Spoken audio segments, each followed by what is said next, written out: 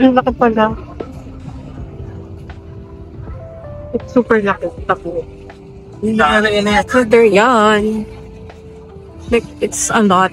Okay, huwag tayo ma-overwhelm. At it's pinakauna. Sugo.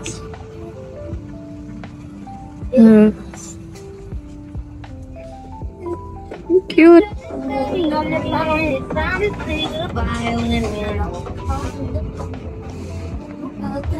Very cute. She's really cute.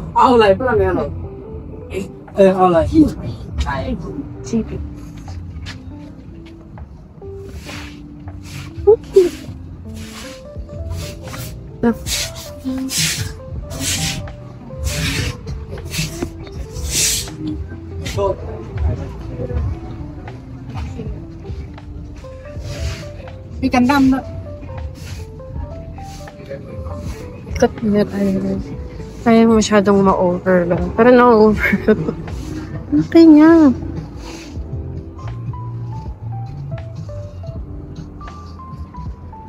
Okay.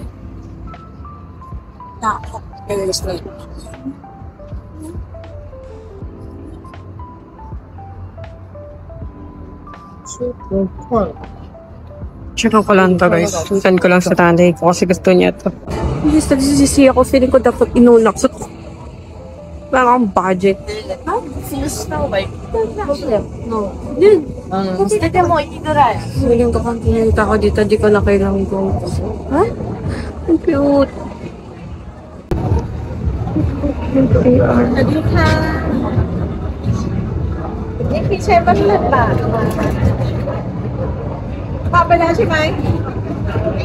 Si Luffy, wait. Wala na guys, sabudol na ako. Si Luffy kasi, ang gaganda. Kung alam ko lang, kung may budget lang ako. Dito na ako. Ang cute din ni Conan, si Nalo. Ang ganda guys. Naiiyak ako. 100 ba ba? Diyos ko po. Please. Naiiyak. Mura dito. Oh my gosh.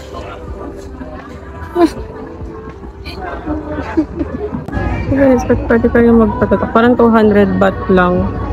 Tapos pwede kayo magpalagay ng kahit ano, saka isang name. Oh! Nag-testemp ako. Hindi na ako makakain nito.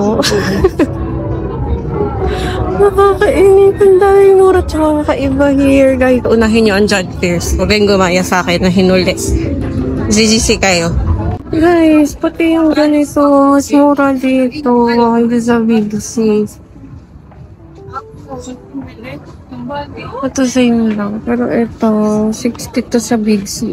Tapos ito, 69. Damn. Ayun. Guys, alam nyo, naunahin nyo to. Ito pati na guys, parang puro street foods. Okay. Ano pa tayo siguro nung makakain here.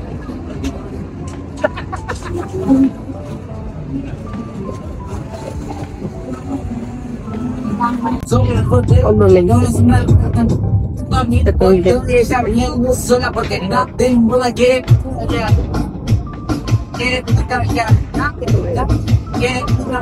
Girl, we're tight. Somewhere there.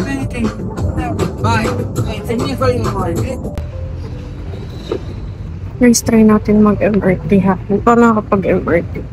Medyo nag-aalala lang ako kasi ang laman na lang ng Gcash ko ay 41 baht. So, bahala na. Let's do it. Sundan lang natin yung science kasi first time ko din talaga mag-MRT guys. Guys, update. Gumana yung Gcash. Sana lang wala maging problema.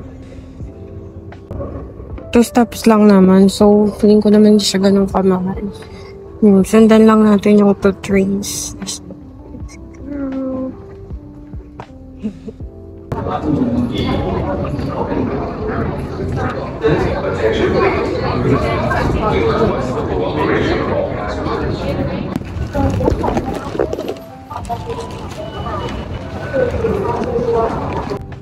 Palabas kayo MRT guys, tapos ayan, may nakalagay naman. Makasan Station. Yan nakalagay, airport really. Follow nyo lang. Yan. Ayan, ang bango, may chicken. So, here. Maganda na din po kasi para alam ko kung saan ako pupunta bukas. Kasi ito din ako, sa airport really, ay pero dun sa bababaan ko ngayon. So, let's. Dadaan kayong mahaba-habang bridge, guys. Feel ko ninyo ako naririnig kasi maingay. Hindi, subtitle ko na. Pero yes, dadaan talaga kayo sa ganito. I hope so. Mukha namang tama itong ginagawa ko. Here. Parang yung sa airport lang siya, guys. So, pinindot ko lang yung Ratchaprop is doon tayo bababa. Ano lang, 15 ba? Okay.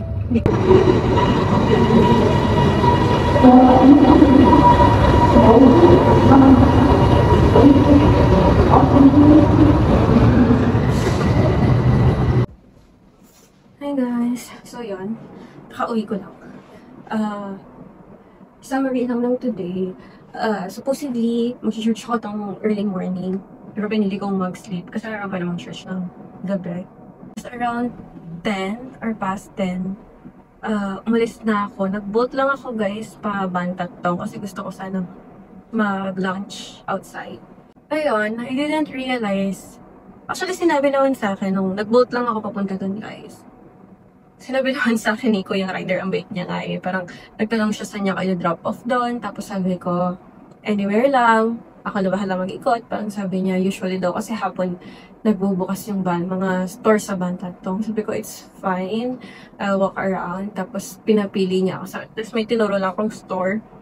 Tapos tinuro niya sa akin na hapon pa nagbubukas. It's fine, it's fine. Tapos yun, pagkababa ko sa Bantatong, parang tinuro niya sa akin saan ako dapat mag-ikot. Sabi niya, meron dyan, yun. Tapos, pero kasi ako napanood na nag-lunch sa Bantatong, so I really thought na meron ang bukas ng ganung oras. Meron mga bukas guys, nakapag-lunch naman actually, masarap din yung naging lunch ko. Tapos, ayun, natulog lang ako guys, and then nag-ayos ako ng luggage ko. Inayos ko na mostly. So, ang ilalagay ko na lang is yung mga ginagamit ko pa as of the moment. Hanggang bukas, ilalagay ko na lang. After kong gumawa ng luggage, prepare lang ako pa church. Nag-boat lang din ako pa church, guys. And after ng church, nag-boat lang din ako papuntang John Fierce. Guys, nakita niyo yung mga... I swear, kung halimbawa, yung punta niyo dito sa Bangkok is hindi kayo makapunta ng John Fierce, guys. John Fierce talaga. Kasi, daming rare. Kung alam ko lang na ganun yun. Pero kasi hindi ko siya yung nauna kasi nasa isip ko maraming tao. And I really thought na mahal. Kasi like, tourist place siya eh. Guys, ang mura. Ang daming rare things na hindi mo makikita sa ibang market. Tapos, doon na ako kumain. Then after that, actually hindi sa kulit mag-bolt pabalik. Kaso kasi, hindi ko kasi na-try mag-MRT. Tsaka gusto ko din nakita kung saan ako pupunta na airport rail link. Parang may 8 minutes na lakad or 6 minutes na lakad from Ratchaprop na line papunta dito sa hotel ko. And, guys, hindi ko alam. Like, ilang araw na ako dito. Nasa likod ko lang pala yung prato ng night market. Like as in, konting lakad lang. Like, 50 meters, ganun. Nasa likod ko lang siya, guys. Hindi ko alam. Nandiyan lang. Ayun, yun lang. Yung discover ko, nandiyan lang pala siya sa likod. Sobrang konting hakbang na nakapato ng night market na pala. Hindi ko man lang alam. Yun lang guys. Mag-version up lang ako. Then, maglalagay ulit ng mga gamit sa luggage ko. And then, yeah. Mag-i-sleep na din. Then tomorrow will be an early morning. We'll be going to the airport na. Flight na natin pabalik. Ayun lang. Sobrang chill lang nang natira kong 3 days. Pero, I've rested well. So, yun lang guys. Hindi ko lang kung mag-video pa kung ihiwalay ko pa yung pabalik ng airport. Pero, kaya yun lang. Wala akong outro. Bye-bye.